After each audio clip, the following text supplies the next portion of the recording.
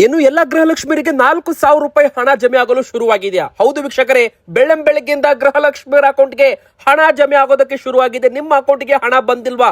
ಹಾಗಾದ್ರೆ ಯಾವಾಗ ಬರುತ್ತೆ? ಯಾವ ದಿನಾಂಕದಂದು ಬರುತ್ತೆ? ಕೆಲವರಿಗೆ ಹಣ ಕೂಡ ಬರೋದಿಲ್ಲ ಅಂತ ಹೇಳಲಾಗ್ತಾ ಇದೆ ವೀಕ್ಷಕರೇ. ಇನ್ನೊಂದು ಕಡೆಗೆ ರೇಷನ್ ಕಾರ್ಡ್ ಇದ್ದವರಿಗೂ ಕೂಡ ದೊಡ್ಡ ಬ್ರೇಕಿಂಗ್ ನ್ಯೂಸ್ ಸದ್ಯಕ್ಕೆ ಬರ್ತಾ ಇರುವಂತದ್ದು. ನಿಮ್ಮ ಹತ್ತಿರ BPL ಕಾರ್ಡ್ ಇರಲಿ, AY ಕಾರ್ಡ್ ಇರಲಿ, ನಿಮಗೂ ಕೂಡ ಗುಡ್ ನ್ಯೂಸ್. ಅಕ್ಕಿ ಜೊತೆಗೆ ಏನೆಲ್ಲ ಆಹಾರ ಧಾನ್ಯಗಳು ಸಿಗಲಿದೆ, ಹೇಗೆಲ್ಲ ವಿತರಣೆ ಮಾಡ್ತಾರೆ. ಇನ್ನು ವೀಕ್ಷಕರೇ, ಈಗ ಭಾರತ ದೇಶಕ್ಕೆ ಬರಲಿದೆ ಹೊಸ ನೋಟ್ಗಳು. ಹೌದು, ಪಾಲಿಮರ್ ಪ್ಲಾಸ್ಟಿಕ್ ನೋಟ್ಗಳ ಪರಿಚಯ ಮಾಡಲು RBI ಕೇಂದ್ರ ಸರ್ಕಾರ ಮುಂದಾಗ್ತಾ ಇದೆ. ಹೌದು, ಈಗ ಪ್ಲಾಸ್ಟಿಕ್ ನೋಟ್ಗಳು ಬಂದ್ರೆ ಹಳೆಯ ನೋಟುಗಳ ಕತೆ ಏನು? ಮನೆಯಲ್ಲಿ ಕಂತೆ ಕಂತೆ ನೋಟ್ ಇಟ್ಟವರಿಗೆ ಮತ್ತೆ ಶಾಕ್ ಕೊಡುತ್ತಾ ಸರ್ಕಾರ. ಎಲ್ಲ ಅಪ್ಡೇಟ್ ನೋಡ್ತಾ ಹೋಗೋಣ. ಇನ್ನೊಂದು ಕಡೆಗೆ ಹೇಳಬೇಕಾದ್ರೆ DK ಶಿವಕುಮಾರ್ ಸರ್ ಈಗ ಮುಖ್ಯಮಂತ್ರಿಯಾಗಿ ಪ್ರಮಾಣ ವಚನ ಸ್ವೀಕಾರ ಮಾಡ್ತಾ ಇದ್ದಾರೆ. 3ನೇ ತಾರೀಕು ಸಂಜೆ 4:05 ಕರ್ನಾಟಕದ ನೂತನ ಮುಖ್ಯಮಂತ್ರಿಯಾಗಿ DK ಶಿವಕುಮಾರ್ ಅವರು ಪ್ರಮಾಣ ವಚನ ಸ್ವೀಕಾರ ಮಾಡ್ತಾ ಇರುವಂತದ್ದು. ಮತ್ತೆ ಇನ್ನೊಂದು ಕಡೆಗೆ ಕರ್ನಾಟಕ ರಾಜ್ಯದಂತ 1 ವಾರಗಳ ಕಾಲ ಭಾರಿ ಮಳೆ ಅಂತ ಹೇಳಲಾಗಿದೆ. ಗುಡುಗು ಸಿಡಿಲು ಸಮೇತ ಯಾವೆಲ್ಲ ಜಿಲ್ಲೆಗಳಿಗೆ ಮಳೆ ಅಲರ್ಟ್ ಕೊಡಲಾಗಿದೆ. ಅಂದ್ರೆ ಈ ಜಿಲ್ಲೆ ಜನರು ಸ್ವಲ್ಪ ಹುಷಾರಾಗಿರ್ಬೇಕು, ಅನಾವಶ್ಯಕವಾಗಿ ಹೊರಗಡೆ ಬರಬಾರದು ಅಂತಾನೂ ಕೂಡ ಹೇಳ್ಬಹುದು. ಅಲರ್ಟ್ ಇದ್ದ ಜಿಲ್ಲೆಗಳ ಹೆಸರು ನೋಡೋಕ್ಕಿಂತ ಮುಂಚೆ ನೀವು ಗೃಹಲಕ್ಷ್ಮಿ ಫಲಾನುಭವಿಗಳಾಗಿದ್ರೆ, ರೇಷನ್ ಕಾರ್ಡ್ ಹೊಂದಿದ್ರೆ ಬೇಗನೆ ವಿಡಿಯೋಗೆ ಲೈಕ್ ಮಾಡೋದ್ರ ಮೂಲಕ ವಿಡಿಯೋಗೆ ಒಂದು ಸಪೋರ್ಟ್ ಮಾಡಿ.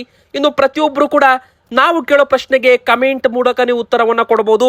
ಅದೇನಪ್ಪಾ ಅಂದ್ರೆ ಪ್ರಶ್ನೆ, ನಿಮಗೆ 30 ಕಂತು ಹಣ ಜಮೆ ಆಗಿದೆಯಾ? 30ನೇ ಕಂತು ಬಂತ ಅಕೌಂಟ್ಗೆ?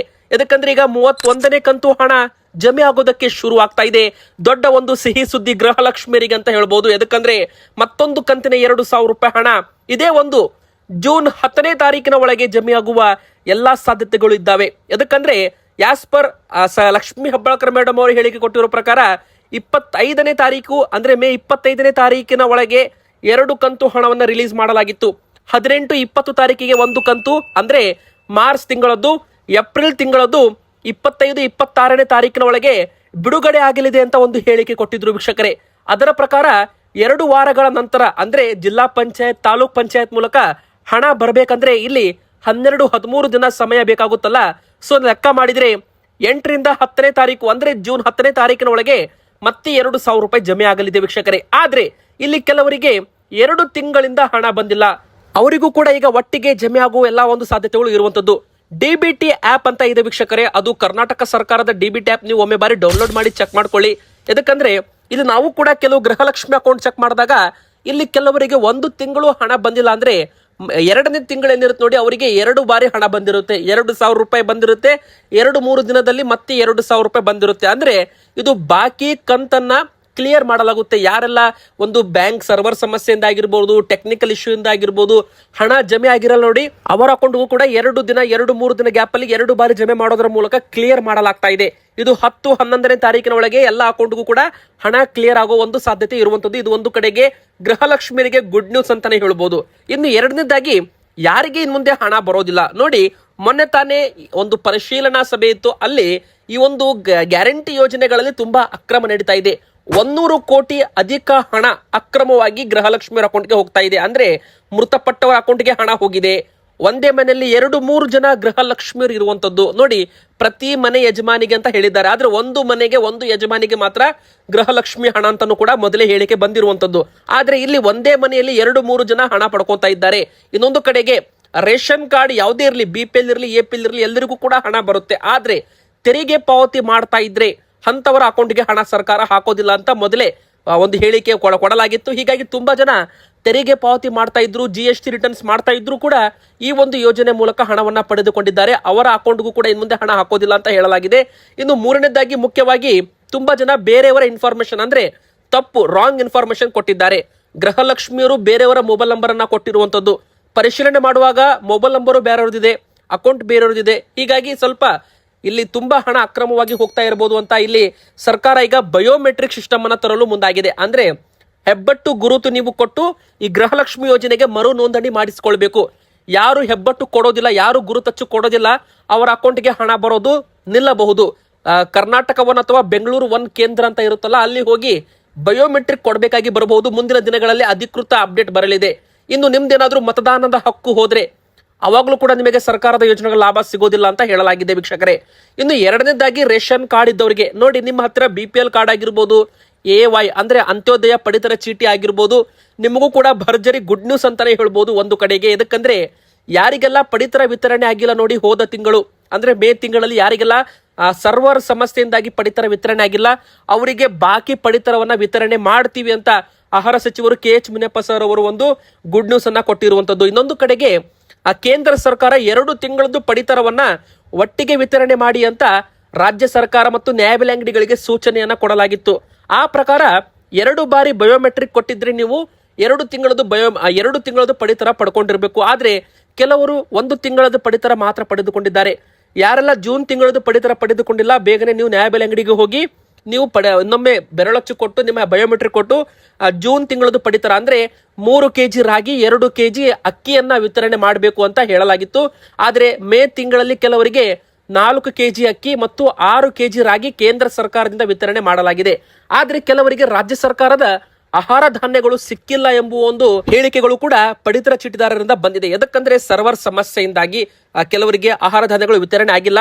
ಯಾರಿಗೆಲ್ಲ ಆಹಾರ ಧಾನ್ಯ ವಿತರಣೆ ಆಗಿಲ್ಲ ಬಾಕಿ ಇದೆ ನೋಡಿ, ಅವರಿಗೂ ಕೂಡ ಈ ತಿಂಗಳು ವಿತರಣೆ ಅಂದ್ರೆ ಜೂನ್ ತಿಂಗಳಲ್ಲಿ ವಿತರಣೆ ಮಾಡ್ತೀವಿ ಅಂತ ಹೇಳಿದ್ದಾರೆ. ಹೀಗಾಗಿ ಜೂನ್ ತಿಂಗಳಲ್ಲಿ ಪಡಿತರ ಕೊಟ್ಟರೆ ಇಂದಿರಾ ಕಿಟ್ ವಿತರಣೆ ಇರಲ್ವಾ ನೋಡಿ, ಇಂದಿರಾ ಕಿಟ್ಗೂ ಕೂಡ ಇದಕ್ಕೂ ಒಂದು ಸಂಬಂಧ ಇರೋದಿಲ್ಲ ಅಂತಾನೂ ಕೂಡ ಹೇಳಲಾಗಿದೆ. ಇಂದಿರಾ ಕಿಟ್ ವಿತರಣೆ ಜೂನ್ ತಿಂಗಳಿನಿಂದ ಪ್ರಾರಂಭವಾಗುತ್ತೆ ಅಂತ ಹೋದ ತಿಂಗಳು ಆಹಾರ ಸಚಿವರು KH ಮುನಿಯಪ್ಪ ಸರ್ ಅವರು ಒಂದು ಹೇಳಿಕೆಯನ್ನ ಕೊಟ್ಟಿರುವಂತದ್ದು. ಆದ್ರೆ ಈಗ ನೋಡಿ ರಾಜಕೀಯದಲ್ಲಿ ದೊಡ್ಡ ಬದಲಾವಣೆಗಳಾಗಿದೆ. ಸಿದ್ದರಾಮಯ್ಯನವರು ಸರ್ ಮುಖ್ಯಮಂತ್ರಿ ಸ್ಥಾನಕ್ಕೆ ರಾಜೀನಾಮೆಯನ್ನು ಕೊಟ್ಟಿರುವಂತದ್ದು. ಇನ್ನೊಂದು ಕಡೆಗೆ ನೂತನ ಮುಖ್ಯಮಂತ್ರಿಯಾಗಿ DK ಶಿವಕುಮಾರ್ ಸರ್ ಅವರು ಪ್ರಮಾಣ ವಚನ ಸ್ವೀಕಾರ ಮಾಡ್ತಾ ಇದ್ದಾರೆ. ಹೀಗಾಗಿ ಸ್ವಲ್ಪ ವಿಳಂಬವಾಗಬಹುದು ಅಂತಾನು ಕೂಡ ಇಲ್ಲಿ ಹೇಳಲಾಗ್ತಾ ಇದೆ. ಆದ್ರೆ ಜೂನ್ ತಿಂಗಳಲ್ಲಿ ವಿತರಣೆ ಮಾಡೋದು ಬಹುತೇಕ ಖಚಿತ ಅಂತಾನು ಕೂಡ ಇಲ್ಲಿ ಹೇಳ್ಬಹುದು. ಈಗಾಗಲೇ ಈ ಒಂದು ಇಂದಿರಾ ಕಿಟ್ ಅಂದ್ರೆ ಅಡುಗೆ ಎಣ್ಣೆ, ಉಪ್ಪು, ಸಕ್ಕರೆ, ತೊಗರಿಬೇಳೆ ಈ 4 ಆಹಾರ ಸಾಮಗ್ರಿಗಳು ಇಂದಿರಾ ಕಿಟ್ ಮೂಲಕ BPL ಕಾರ್ಡ್ ಇದ್ದವರಿಗೆ, ಅಂತ್ಯೋದಯ ಪಡಿತರ ಚೀಟಿ ಇದ್ದವರಿಗೆ ವಿತರಣೆಯನ್ನ ಮಾಡಲಾಗುತ್ತೆ. ಇನ್ನೊಂದು ಕಡೆಗೆ ಅಕ್ಕಿ ಮತ್ತು ರಾಗಿ ಕೂಡ ಕೇಂದ್ರ ಸರ್ಕಾರದಿಂದ ವಿತರಣೆ ಮಾಡಲಾಗ್ತಾ ಇದೆ ವೀಕ್ಷಕರೇ. ಇನ್ನು ಮೂರನೇದು ದೊಡ್ಡ ಬ್ರೇಕಿಂಗ್ ನ್ಯೂಸ್ ಏನಪ್ಪಾ ಅಂದ್ರೆ ನೋಡಿ, ನಮ್ಮ ಕರ್ನಾಟಕ ಸೇರಿದಂತೆ ದೇಶಾದ್ಯಂತ ಮತ್ತೆ ಪ್ಲಾಸ್ಟಿಕ್ ನೋಟ್ಗಳು ಬರಲಿದ್ದಾವೆ ಅಂತೆ. ಅಂದ್ರೆ ಇದು ಪಾಲಿಮರ್ ನೋಟ್ಸ್ ಅಂತ ಕರಿಬಹುದು. ವಿದೇಶಗಳಲ್ಲಿ ಈ ತರ ಪಾಲಿಮರ್ ನೋಟ್ಸ್ ಗಳನ್ನ ಬಳಕೆ ಮಾಡ್ತಾರೆ. ಆದ್ರೆ ಭಾರತದಲ್ಲಿ ಕಾಗದದ ನೋಟುಗಳು ನಾವು ಬಳಕೆ ಮಾಡ್ತೀವಿ. ಕಂಪೇರ್ ಮಾಡಿದ್ರೆ ಕಾಗದದ ನೋಟುಗಳಿಗೆ ಪ್ಲಾಸ್ಟಿಕ್ ನೋಟುಗಳು ಹೆಚ್ಚು ಬಾಳಿಕೆ ಬರುತ್ತೆ. ಹೆಚ್ಚು ನಾವು ಅದನ್ನ ಏನು ಮಡಚಿದ್ರು ಕೂಡ ಅದು ತುಂಬಾ ಹರಿಯೋದಿಲ್ಲ, ಮತ್ತೆ ನೀರಲ್ಲಿ ಹಾಕಿದ್ರು ಕೂಡ ನೆನೆಯೋದಿಲ್ಲ ಅಂತಾನೆ ಹೇಳ್ಬೋದು. ಈ ತರ ಒಂದು ಪಾಲಿಮರ್ ನೋಟ್ಸ್ ಗಳನ್ನ ಪರಿಚಯಿಸಲು RBI ಕೇಂದ್ರ ಸರ್ಕಾರ ಆಲೋಚನೆ ಶುರು ಮಾಡಿರುವಂತದ್ದು. ಮೊದಲಿನ ಹಂತದಲ್ಲಿ ಭಾರತದಲ್ಲಿ 5 ದೊಡ್ಡ ನಗರಗಳಲ್ಲಿ 5 ಡಿಫ್ರೆಂಟ್ ಹವಾಮಾನ ವಲಯದ ಪ್ರಕಾರ ಲಾಂಚ್ ಮಾಡಲಾಗ್ತಾ ಇದೆ. ಮುಂದಿನ ಬರೋ ದಿನಗಳಲ್ಲಿ ಮೊದಲು 10 ರೂಪಾಯಿ 20 ರೂಪಾಯಿದ್ದು ಮಾತ್ರ ಈ ಒಂದು ಪಾಲಿಮರ್ ಪ್ಲಾಸ್ಟಿಕ್ ನೋಟ್ಗಳನ್ನ ಚಲಾವಣೆಗೆ ತರಲಾಗುತ್ತೆ. ಅಂದ್ರೆ ಹಳೆ ನೋಟುಗಳು ಕೂಡ ಇರುತ್ತೆ, ಕಾಗದದ ನೋಟುಗಳು ಕೂಡ ಇರುತ್ತೆ, ಈ ನೋಟುಗಳು ಕೂಡ ಇರುತ್ತೆ. ಎರಡೂ ಕೂಡ ವ್ಯಾಲಿಡ್ ಇರುತ್ತೆ, ಮಾನಿಟೈಸೇಷನ್ ಇರುತ್ತೆ. ಸೊ ಯಾವುದು ಕೂಡ ಇಲ್ಲಿ ಡಿಮಾನಿಟೈಸ್ ಆಗೋದಿಲ್ಲ, ಅಂದ್ರೆ ಯಾವುದು ಕೂಡ ನೋಟ್ಗಳನ್ನ ಬ್ಯಾನ್ ಮಾಡೋದಿಲ್ಲ ಅಂತ ಕೇಂದ್ರ ಸರ್ಕಾರ ಮೊದಲೇ ಒಂದು ಹೇಳಿಕೆ ಕೊಟ್ಟಿರುವಂತದ್ದು. ಸೊ ಇಲ್ಲಿ ಒಂದು ಅಪ್ಡೇಟ್ ಏನಪ್ಪಾ ಅಂದ್ರೆ ತುಂಬಾ ಕಡೆಗೆ 500 ರೂಪಾಯಿ ನೋಟ್ಗಳು ಬ್ಯಾನ್ ಆಗ್ಬಿಡುತ್ತೆ ಅಂತ ಹೇಳ್ತಾ ಇದ್ದಾರೆ. ಸೊ ಯಾವುದೇ ರೀತಿ ನೋಟ್ಗಳು ಸದ್ಯಕ್ಕೆ ಬ್ಯಾನ್ ಆಗೋ ಪ್ರಶ್ನೆನೇ ಇಲ್ಲ. ಈ ನೋಟುಗಳು ಅಂದ್ರೆ ಪಾಲಿಮರ್ ನೋಟ್ಸ್ಗಳು ಕೂಡ ಚಲಾವಣೆಯಲ್ಲಿ ಇರುತ್ತೆ, ಕಾಗದದ ನೋಟುಗಳು ಕೂಡ ಇರುತ್ತೆ, ಎರಡು ಕೂಡ ವ್ಯಾಲಿಡ್ ಇರುತ್ತೆ. ಯಾವ್ದು ಬೇಕಾದ್ರೂ ಕೂಡ ನೀವು ಚಲಾವಣೆ ಮಾಡಬಹುದು. ಆದ್ರೆ ಮುಂದಿನ ಬರೋ ದಿನಗಳಲ್ಲಿ ಹಂತವಾಗಿ ಇದು ಏನಾದ್ರೂ ಪಾಲಿಮರ್ ನೋಟ್ ಸಕ್ಸಸ್ ಆದ್ರೆ ATM ಮಷಿನ್ಗಳಲ್ಲಿ ಗುರುತಚ್ಚಿಕೆ ಆಗಿರ್ಬೋದು, ಅಂದ್ರೆ ATM ಮಷಿನ್ಗಳಲ್ಲಿ ಸಮಸ್ಯೆ ಇಲ್ಲ, ಬ್ಯಾಂಕ್ ನಲ್ಲಿ ಸಮಸ್ಯೆ ಇಲ್ಲ ಅಂದ್ರೆ ಇವುಗಳು ಮುಂದೆ ಕಂಟಿನ್ಯೂ ಆಗ್ಬೋದು ಅಂತಾನು ಕೂಡ ಇಲ್ಲಿ ಹೇಳಲಾಗ್ತಾ ಇದೆ. ಇದು ನೋಟ್ಗಳ ಬಗ್ಗೆ ದೊಡ್ಡ ಒಂದು ಬ್ರೇಕಿಂಗ್ ನ್ಯೂಸ್. ಇನ್ನೊಂದು ಕಡೆಗೆ ಕರ್ನಾಟಕದ ನೂತನ ಮುಖ್ಯಮಂತ್ರಿಯಾಗಿ ಅಂದ್ರೆ ಪಟ್ಟಾಭಿಷೇಕ ಅಂತಾನೆ ಹೇಳ್ಬೋದು DK ಶಿವಕುಮಾರ್ ಸರ್ ಅವರು ಬುಧವಾರ ಜೂನ್ 3ನೇ ತಾರೀಕು 4:05 ಪಟ್ಟಾಭಿಷೇಕ ಅಂದ್ರೆ ನೂತನ ಮುಖ್ಯಮಂತ್ರಿಯಾಗಿ ಪ್ರಮಾಣ ವಚನ ಸ್ವೀಕಾರ ಮಾಡ್ತಾ ಇದ್ದಾರೆ. ಮೊದಲನೇ ಹಂತದಲ್ಲಿ 11 ಸಚಿವರು DK ಶಿವಕುಮಾರ್ ಸರ್ ಜೊತೆಗೆ ಈ ಒಂದು ಪ್ರಮಾಣ ವಚನವನ್ನು ಸ್ವೀಕಾರ ಮಾಡ್ತಾ ಇದ್ದಾರೆ. ಸೊ ಇದರಲ್ಲಿ ಮುಖ್ಯವಾಗಿ DCM ಸ್ಥಾನ ಯಾರಿಗೆ ಸಿಗುತ್ತೆ, KPCC ಸ್ಥಾನ ಯಾರಿಗೆ ಸಿಗುತ್ತೆ, DK ಶಿವಕುಮಾರ್ ಸರ್ ಅವರ ಪಟ್ಟಿ, ಸಿದ್ದರಾಮಯ್ಯನವರ ಪಟ್ಟಿ ಬಗ್ಗೆ ಮೊದಲ ಸುತ್ತಿನ ಚರ್ಚೆ ಕೂಡ ಮುಗಿದಿದೆ. ನಂತರ ರಾಹುಲ್ ಗಾಂಧಿ ಅವರಾಗಿರ್ಬೋದು, ಖರ್ಗೆ ಸಾಹೇಬರಾಗಿರ್ಬೋದು ಭೇಟಿ ಮಾಡಿ ಮತ್ತೊಂದು ಸುತ್ತಿನ ಚರ್ಚೆ ನಡೆಸ್ತೀವಿ ಅಂತಾನೂ ಕೂಡ ಹೇಳ್ತಾ ಇದ್ದಾರೆ. ನೋಡಿ, ಈಗ ಮುಖ್ಯಮಂತ್ರಿ ಸ್ಥಾನಕ್ಕೆ ಆಯ್ಕೆಯಾಗಿರೋ DK ಶಿವಕುಮಾರ್ ಅವರ ಸಂಪುಟ ರಚನೆ ಸಂಬಂಧ ದೆಹಲಿಯಲ್ಲಿ ನಡೀಬೇಕಿದ್ದ ಕಾಂಗ್ರೆಸ್ ವರಿಷ್ಠರ ಸಭೆ ಮಂಗಳವಾರಕ್ಕೆ ಮುಂದೂಡಿಕೆ ಆಗಿತ್ತು. ಆದ್ರೆ ರಾಹುಲ್ ಗಾಂಧಿ ಅವರ ಆಲಬತ್ತಿ ಹಾಗೂ AICC ಪ್ರಧಾನ ಕಾರ್ಯದರ್ಶಿ KC ವೇಣುಗೋಪಾಲ್ ಅವರು ಸಂಜೆ ತಡವಾಗಿ ಬಂದ ಕಾರಣ ಸಭೆ ಮಂಗಳವಾರ ಬೆಳಿಗ್ಗೆ 11ಕ್ಕೆ ಮುಂದೂಡಿಕೆ ಆಗಿತ್ತು. ಆದ್ರೂ ಕೂಡ ಇನ್ನು ಸಚಿವರ ಒಂದು ಪಟ್ಟಿ ಅಂದ್ರೆ ಯಾವ ಖಾತೆಗೆ ಯಾವ ಸಚಿವರ ಹೆಸರು ಹೇಳಿಕೆ ಆಗಿದೆ ಅದು ಇನ್ನೂ ಕೂಡ ಅಪ್ಡೇಟ್ ಆಗಿಲ್ಲ ವೀಕ್ಷಕರೇ. ಸೊ ಇದರ ಬಗ್ಗೆ ನಿಮಗೆ ಮುಂದಿನ ವಿಡಿಯೋದಲ್ಲಿ ಒಂದು ಸಂಪೂರ್ಣ ಆಗಿ ಅಪ್ಡೇಟ್ ನಾವು ನಿಮಗೆ ಕೊಡಲಿದ್ದೇವೆ. ಸದ್ಯಕ್ಕೆ ಹೇಳಬೇಕಂದ್ರೆ 3ನೇ ತಾರೀಕು 4:05 DK ಶಿವಕುಮಾರ್ ಸರ್ ಅವರು ಮುಖ್ಯಮಂತ್ರಿಯಾಗಿ ಈಗಾಗಲೇ ಪ್ರಮಾಣ ವಚನವನ್ನ ಸ್ವೀಕಾರ ಮಾಡ್ತಾ ಇರುವಂತದ್ದು.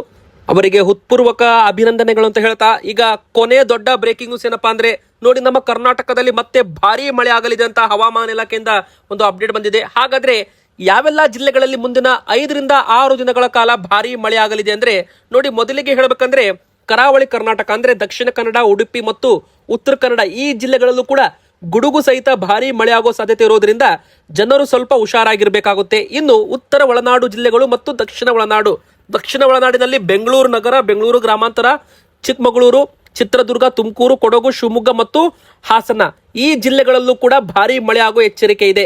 ಮೈಸೂರು, ಮಂಡ್ಯ, ರಾಮನಗರ ಜಿಲ್ಲೆಗಳಿಗೂ ಕೂಡ ಮಳೆಯ ಅಬ್ಬರ ಶುರುವಾಗಿರುವುದರಿಂದ ಜನರು ಸ್ವಲ್ಪ ಎಚ್ಚರವಾಗಿರಬೇಕು. ಗುಡುಗು ಮಿಂಚು ಬೀಳುವಾಗ ಅನಾವಶ್ಯಕವಾಗಿ ಹೊರಗಡೆ ಬರಬಾರದು. ಇನ್ನು ಉತ್ತರ ಒಳನಾಡು ಜಿಲ್ಲೆಗಳಾದ ಧಾರವಾಡ, ಹುಬ್ಬಳ್ಳಿ, ಗದಗ, ಹಾವೇರಿ, ಕೊಪ್ಪಳ, ಬೆಳಗಾವಿ ಈ ಜಿಲ್ಲೆಗಳಲ್ಲೂ ಕೂಡ ಮಳೆಯ ಮುನ್ಸೂಚನೆ ನೀಡಲಾಗಿದೆ. ಗುಡುಗು ಮಿಂಚು ಮತ್ತು ಬಿರುಗಾಳಿ ಸಮೇತ ಭಾರಿ ಮಳೆ ಆಗೋದ್ರಿಂದ ಜನ ಜಾಗರೂಕರಾಗಿರಲು ಸೂಚಿಸಲಾಗಿದೆ. ಇನ್ನು ಕಲಬುರಗಿ, ಬೀದರ್, ಯಾದಗಿರಿ, ವಿಜಯಪುರ ಜಿಲ್ಲೆಗಳಲ್ಲಿ ಸಾಧಾರಣ ಮಳೆ ಅಂತಲೂ ಕೂಡ ಇಲ್ಲಿ ಹವಾಮಾನ ಇಲಾಖೆಯಿಂದ ಬಂದಿರೋ ಒಂದು ಅಪ್ಡೇಟ್ ಆಗಿರುವಂತದ್ದು. ವೀಕ್ಷಕರೇ, ಗುಡುಗು ಮತ್ತು ಮಿಂಚಿನ ಸಂದರ್ಭದಲ್ಲಿ ಮರದ ಕೆಳಗೆ ಅಥವಾ ವಿದ್ಯುತ್ ಕಂಬಗಳ ಬಳಿ ಆಶ್ರಯ ಪಡೆಯಬಾರದು.